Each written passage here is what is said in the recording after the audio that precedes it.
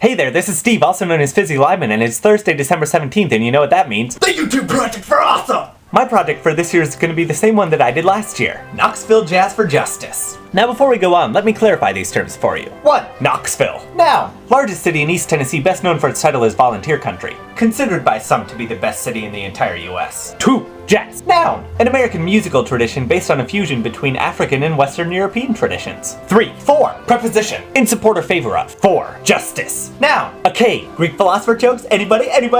No. Okay, moving on. Anyway, justice has several definitions. The classic European philosophical definition based on a Wikipedia article on the subject is the moderation between selfishness and selflessness. Socrates, as perceived by Plato in the Republic, defined justice as harmony between otherwise hostile entities. Some define it as fairness and equality to all people based on moral or political law. In any case, whatever definition you choose to believe, it is very clear that justice is a very important part of every human being's life. And this is precisely what Jazz for Justice is seeking to establish. So Steve, you might ask, how is this organization seeking to establish justice in the world? Well, let me tell you. First, they invite musicians local to the Knoxville area to perform in a jazz concert, usually held in early October. They sell tickets for this concert, which hundreds of people attend every year, raising thousands of dollars for the project. They take this money along with several students to northern Uganda to support Ugandan-run organizations, including Child Reach Africa and local Acholi musicians. But why Uganda? You might ask. Well, for 20 years, the Lord's Resistance Army abducted women and children from their homes and forced them into military servitude and thus waged war against the Ugandan government. Even though the Lord's Resistance Army itself isn't as big of a threat to the government of Uganda, it's still at large in surrounding countries, and the wake of the war has left Uganda a very socially and politically unstable area. So Knoxville Jazz for Justice brings students into northern Uganda to work with Ugandan partner organizations to help educate and reconstruct Uganda. What's wonderful about the organizations being Ugandan is that they already know what they want and need, and they just need the students to provide it. The students from the University of Tennessee are sent to Uganda to work with the people